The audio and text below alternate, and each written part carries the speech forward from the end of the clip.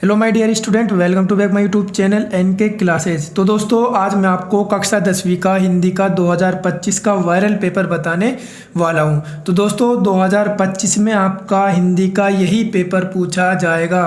तो दोस्तों यदि आपको हिंदी में 70 में से 70 नंबर चाहिए तो दोस्तों इस पेपर को पूरा आपको सोल्यूशन करना है। तो चलिए दोस्तों वीडियो को स्टार्ट करते हैं। तो दोस्तों सबसे पहले जो आपका हिंदी का पेपर होगा दोस्तों वो आपका 70 नंबर का पेपर होगा और उसमें आपको टाइम दोस्तों 3 घंटे 15 मिनट का दोस्तों आपके पास समय होगा। यानी कि दोस्तों 3 घंटे 15 मिनट में आपको इस पूरे पेपर का सोल्यूशन करना है। तो दोस्तों 2025 में यही पेपर आपसे पूछा जाएगा। तो दोस्तों वीडियो को आपको स्किप करके नहीं देखना है। तो दोस्तों जो आपका ये पेपर होगा 2 खंडों में आपका विभाजित होगा, खंड ए तथा खंड बे। यानी दोस्तों आपका जो खंड ए होगा दोस्तों उसमें आपके 20 बहुविकल्पी प्रश्न पूछे जाएंगे, जो कि आपके दोस्तों एक नंबर के 20 प्रश्न पूछे जाएंगे। और खंड बे में दोस्तों आपसे 50 नंबर के क्वेश्चन पूछे जाएंगे। टोटल दोस्तों आपका 70 नंबर का पेपर पूछा जाएगा। तो चलिए दोस्तों अब हम बात करते हैं आपके खंड ए की। तो दोस्तों खंड ए में आपसे जो प्रश्न पूछे जाएंगे दोस्तों आपके बहुविकल्पी प्रश्न पूछे जाएंगे। ये आपके दोस्तों बोर्ड एग्जाम में एक नंबर के प्रश्न पूछे जाते हैं। तो चलिए दोस्तों अब हम देखते हैं आपका खंड ए। खंड ए में आपका बहुविकल्पी प्रश्न है दोस्तों।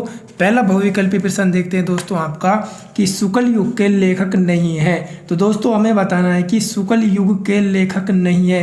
तो दोस्तों 4 ऑप्शन है, सही ऑप्शन आपको इनमें से बताना है। तो दोस्तों इसका राइट आंसर क्या हो जाएगा आपका कि शुक्ल युग के लेखक नहीं है। तो दोस्तों इसका राइट आंसर क्या हो जाएगा आपका भारतेंदु हरिश्चंद्र। तो इसका ऑप्शन डी आपका राइट आंसर हो जाएगा। तो दोस्तों साथ ही साथ आपको वीडियो को लाइक करना है और चैनल को आपको दोस्तों जरूर सब्सक्राइब करना है।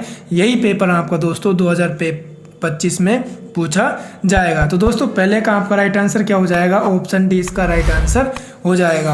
अब नेक्स्ट क्वेश्चन की ओर बढ़ते हैं दोस्तों आपका कि फूस की रात कहानी के लेखक हैं। तो दोस्तों हमें बताना है कि फूस की रात कहानी के लेखक हैं। तो दोस्तों 4 ऑप्शन है। तो दोस्तों इसका राइट आंसर क्या हो जाएगा आपका प्रेमचंद। वेरी इंपॉर्टेंट क्वेश्चन है आपका दोस्तों कक्षा 10वीं के विद्यार्थियों के लिए। तो दोस्तों इसका राइट आंसर क्या हो जाएगा आपका प्रेमचंद। अब नेक्स्ट क्वेश्चन देखिए दोस्तों कि सिंदूर की होली के नाटककार हैं। तो दोस्तों सिंदूर की होली के नाटककार है। तो दोस्तों इसका ऑप्शन सी आपका राइट आंसर हो जाएगा दोस्तों लक्ष्मी नारायण मिश्र। तो इसका ऑप्शन सी आपका दोस्तों करेक्ट आंसर हो जाएगा। अब दोस्तों नेक्स्ट क्वेश्चन की ओर बढ़ते हैं हम। नेक्स्ट क्वेश्चन देखिए दोस्तों आपका 4th क्वेश्चन है कि रूस में 25 मास यात्रा व्रत के लेखक हैं। तो दोस्तों 4 ऑप्शन है, सही ऑप्शन हमें बताना है। तो दोस्तों इसका आपका राइट आंसर क्या हो जाएगा, इसका राइट आंसर हो जाएगा दोस्तों आपका राहुल सांकृत्यायन। तो इसका ऑप्शन डी आपका दोस्तों राइट आंसर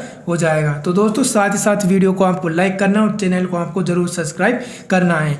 आई होप दोस्तों आपको इस वीडियो में मज़ा आ रहा होगा, क्योंकि दोस्तों ये पेपर आपका 2025 के लिए काफ़ी इंपॉर्टेंट होने वाला है।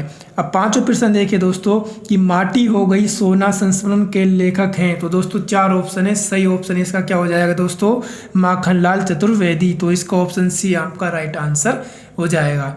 नेक्स्ट क्वेश्चन देखिए दोस्तों आपका कि रीतिकाल को अलकृत काल किस विद्वान ने कहा है। तो दोस्तों किस विद्वान ने कहा है, विश्वनाथ प्रसाद मिश्र ने। तो दोस्तों इसका राइट आंसर आपका ऑप्शन ए आपका राइट आंसर हो जाएगा। तो दोस्तों आपको एमसीक्यू क्वेश्चनों पर ज़्यादा से ज़्यादा ध्यान देना है। अब नेक्स्ट क्वेश्चन देखिए दोस्तों आपका कि निम्नलिखित में से कौन सी कृति रीतिकालीन कवि देव की नहीं है। तो दोस्तों कौन सी नहीं है, भवानी विलास। तो इसका ऑप्शन सी आपका राइट आंसर हो जाएगा। उसके बाद नेक्स्ट प्रश्न देखिए दोस्तों कि भारतेंदु युग की विशेषता प्रवृत्ति नहीं है। तो दोस्तों इसका राइट आंसर क्या हो जाएगा आपका अंग्रेजी शिक्षा का विरोध। तो इसका ऑप्शन सी आपका राइट आंसर हो जाएगा अंग्रेजी शिक्षा का विरोध। अब नेक्स्ट प्रश्न देखिए दोस्तों कि 1943 ईस्वी में प्रकाशित तार सप्तक का संपादन किसने किया। तो दोस्तों किसने किया था, वो आपका क्या था सच्चिदानंद हरिनंद वात्स्यायन अज्ञे ने। तो दोस्तों इसका राइट आंसर ऑप्शन बी आपका राइट आंसर हो जाएगा। इसका दूसरा नाम भी दोस्तों आपका क्या है, अज्ञे।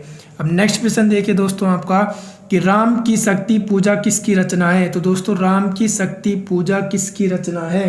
तो दोस्तों किसके, सूर्यकांत त्रिपाठी निराला की। अब नेक्स्ट क्वेश्चन देखिए दोस्तों आपका कि हाथी जैसी देह, गेंडे जैसी खाल, तरबूजे सी खोपड़ी, खरबूजे से गाल, उपयुक्त पंक्ति में कौन सा रस है। तो दोस्तों कौन सा रस है, हास्य रस। तो इसका ऑप्शन डी आपका राइट आंसर हो जाएगा। तो दोस्तों अभी तक आपने वीडियो को लाइक नहीं किया तो दोस्तों वीडियो को लाइक करें और चैनल को आपको जरूर सब्सक्राइब करना है। अब नेक्स्ट क्वेश्चन देखिए, उस काल मारे क्रोध के तन कांपने, उनका लगा मानो हवा के वेग से सोता हुआ सागर जगा, उपयुक्त रेखांकित पंक्ति में कौन सा अलंकार है। तो दोस्तों पहला ऑप्शन है उपमालंकार, दूसरा है दोस्तों आपका रूपक अलंकार और तीसरा ऑप्शन है दोस्तों आपका उत्प्रेक्षा अलंकार और चौथा ऑप्शन है दोस्तों आपका श्लेष अलंकार। तो दोस्तों इसका राइट आंसर क्या हो जाएगा आपका श्लेष उत्प्रेक्षा अलंकार। तो इसको ऑप्शन सी आपका राइट आंसर हो जाएगा। दोस्तों जो भी ये प्रश्न आपको बता रहा हूँ ये आपके बोर्ड एग्जाम के लिए काफ़ी इंपॉर्टेंट होने वाले हैं। यही प्रश्न आपके दोस्तों 2025 में आपको सेम टू सेम देखने को मिलेंगे। नेक्स्ट क्वेश्चन है, जो सुमृत सीधी होई गणनायक करीबर बदन करेऊ अनुग्रह सोई बुद्धि राशि शुभ गुण सदन, उपयुक्त पंक्ति में प्रयुक्त छंद है। तो दोस्तों कौन सा छंद है इसमें, दोहा। तो इसका ऑप्शन बी आपका राइट आंसर हो जाएगा। फिर नेक्स्ट क्वेश्चन है आपका दोस्तों कि निम्नलिखित में से किस शब्द में अनु उपसर्ग का प्रयोग नहीं हुआ है। तो दोस्तों किस शब्द में नहीं हुआ है, अनु उत्तीर्ण। तो इसका ऑप्शन सी आपका राइट आंसर हो जाएगा। नेक्स्ट क्वेश्चन की ओर बढ़ते हैं दोस्तों कि नीलकंठ समपद में प्रयुक्त समास है। तो दोस्तों कौन सा समास है, बहुवीर्य समास। तो इसका ऑप्शन बी आपका राइट आंसर हो जाएगा। अब नेक्स्ट क्वेश्चन है दोस्तों कि बादल का पर्यायवाची शब्द नहीं है। तो दोस्तों हमें बताना है कि बादल का पर्यायवाची शब्द नहीं है। तो दोस्तों क्या है, जलज। तो इसका ऑप्शन डी आपका राइट आंसर हो जाएगा। फिर नेक्स्ट क्वेश्चन देखिए दोस्तों, युष मद तुम सर्वनाम शब्द का तृतीयाय एक वचन रूप है। तो दोस्तों क्या है, त्वया। तो इसका ऑप्शन बी आपका राइट आंसर हो जाएगा। अब नेक्स्ट क्वेश्चन की ओर बढ़ते हैं दोस्तों। आपका नेक्स्ट क्वेश्चन है कि आंधी आई और हम घर भागने लगे, रचना के आधार पर इस वाक्य का प्रकार है। तो दोस्तों कौन सा प्रकार है, मिश्र वाक्य। तो दोस्तों इसका ऑप्शन भी आपका राइट आंसर हो जाएगा। अब नेक्स्ट क्वेश्चन देखिए दोस्तों आपका नेक्स्ट क्वेश्चन है दोस्तों आपका कि महात्मा बुद्ध ने विश्व को शांति का संदेश दिया, इस वाक्य का वाच्य बताइए। तो दोस्तों इसका राइट आंसर क्या हो जाएगा, आपका ऑप्शन है आपका राइट आंसर हो जाएगा कृत वाच्य। तो इसका ऑप्शन है आपका राइट आंसर हो जाएगा कृत वाच्य। अब नेक्स्ट क्वेश्चन देखिए, वह अचानक चला गया वाक्य में प्रयुक्त अचानक पद का व्यवहारिक परिचय है। तो दोस्तों क्या है, क्रिया विशेषण। तो इसका ऑप्शन सी आपका राइट आंसर हो जाएगा। अब हम बात करते हैं दोस्तों आपके खंड बे की। दोस्तों हमने खंड एक के बहुविकल्पी प्रश्न पूरे सॉल्यूशन कर लिए हैं। अब हम बात करते हैं आपके खंड बे की। तो दोस्तों खंड बे में आपसे वर्णनात्मक प्रश्न पूछे जाते हैं और खंड बे तो आपसे 50 नंबर का पूछा जाएगा। तो इसमें 21वां प्रश्न क्या है दोस्तों कि निम्नलिखित में से किसी एक गद्यांश पर आधारित सभी प्रश्नों के उत्तर दीजिए। यह आपके दोस्तों बिल्कुल फ्री के 6 नंबर होने वाले हैं, क्योंकि दोस्तों एक आपको गद्यांश दिया जाएगा। इस गद्यांश के दोस्तों आपके पास 3 प्रश्न होंगे और 3 प्रश्न आपके दोस्तों 2-2 नंबर के पूछे जाएंगे। इस गद्यांश में से आपको पढ़कर इन प्रश्नों के उत्तर देने होंगे, अथवा में दोस्तों आपको मिलेगा तो दोनों में से आप कोई एक कर सकते हो जो आपको आता हो। अब नेक्स्ट प्रश्न देखिए दोस्तों आपका नेक्स्ट प्रश्न आपका है दोस्तों 22वां प्रश्न आपका कि निम्नलिखित में से किसी एक पद्यांश पर आधारित सभी प्रश्नों के उत्तर दीजिए। वो दोस्तों आपका गद्यांश था या आपका पद्यांश है, ये भी आपका दोस्तों 6 नंबर का पूछा जाएगा। इसमें भी दोस्तों अथवा में पूछा जाएगा, दोनों में से आपको कोई एक करना है। ये आपका दोस्तों एक पद्यांश है, इस पद्यांश के ये प्रश्न है दोस्तों 3 प्रश्न है, तीनों प्रश्न आपके दोस्तों 2-2 नंबर के पूछे जाएंगे। तो दोस्तों दोनों में से आप कोई एक कर सकते हो। अब दोस्तों हम बात करते हैं आपके नेक्स्ट प्रश्न की। अब नेक्स्ट प्रश्न देखिए आपका दोस्तों 23वां प्रश्न है कि नीचे दिए गए एक संस्कृत गद्यांश पर किसी एक का संदर्भ सहित हिंदी में अनुवाद लिखिए। तो दोस्तों ये आपका 5 नंबर का पूछा जाता है, यानी कि आपको एक संस्कृत में दोस्तों एक गद्यांश दिया जाएगा, उस गद्यांश को पढ़कर आपको हिंदी में इसका अनुवाद करना है। और इसके दोस्तों आपको अथवा में भी दिया जाएगा। तो दोनों में से आप कोई दोस्तों एक कर सकते हो जो आपको आता हो। अब 24वां प्रश्न है दोस्तों आपका कि निम्नलिखित नीचे दिए गए संस्कृत पद्यांश में से किसी एक का संदर्भ सहित हिंदी में अनुवाद कीजिए। ये आपको दोस्तों पद्यांश से भी आपका 5 नंबर का पूछा जाएगा। तो दोनों में से आप कोई एक कर सकते हो। अब 25वां क्वेश्चन देखिए कि अपने पठित खंड काव्य के आधार पर निम्नलिखित प्रश्नों में से किसी एक प्रश्न का उत्तर दीजिए। तो दोस्तों किसी एक का आपको इन तीनों में से प्रश्न का उत्तर देना है। यहाँ आपका 3 नंबर का पूछा जाता है। अब दोस्तों हम बात करते हैं आपके नेक्स्ट प्रश्न की। अब नेक्स्ट प्रश्न देखिए दोस्तों आपका नेक्स्ट प्रश्न पूछा गया है दोस्तों आपका, ये आपके सारे दोस्तों इनमें से किसी प्रश्नों का आपको उत्तर देने हैं। अब बात करते हैं आपका 26वां प्रश्न। 26वां प्रश्न है कि दिए गए लेखकों में से किसी एक लेखक का जीवन परिचय देते हुए उनकी प्रमुख रचनाओं का उल्लेख कीजिए।